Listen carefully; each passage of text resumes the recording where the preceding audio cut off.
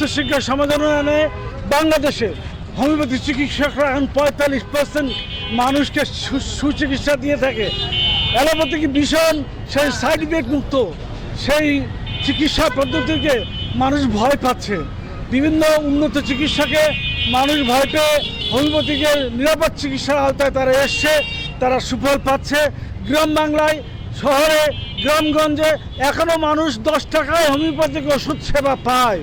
Homeopathy ডাক্তাররা কোনো advertise দিয়ে আসে না, কোনো উড়ো দিয়ে আসে না, কোনো দালাল নিয়োগ করে রুগী তাদের কাছে আসে না, তাদের কাজ পেয়েই তারা আসে।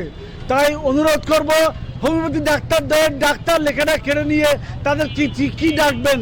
জনসাধারণ তাকে ডাক্তারই ডাকবে। স্কুলের শিক্ষক, কলেজের শিক্ষক, ইউনিভার্সিটির শিক্ষক।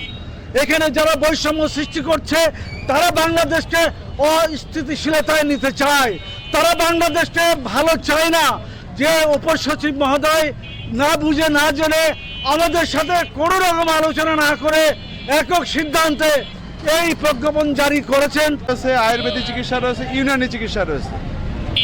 আমাদের সমস্ত চিকিৎসা ব্যবস্থা একটি বিশেষ আইন দ্বারা পরিচালিত হয়।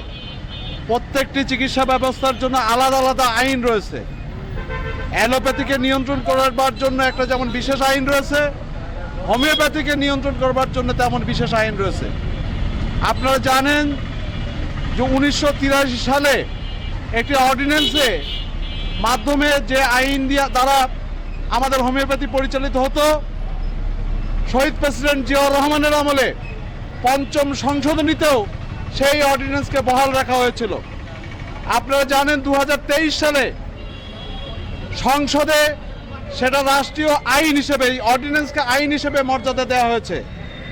আমাদের অর্ডিন্যান্সগুলোতে ৫ম সংশোধনীতে এবং 23 সালের আইনে একই কথা বলা হয়েছে যে হোমিওপ্যাথিক চিকিৎসকরা নামের আগে ডাক্তার লিখতে পারবেন।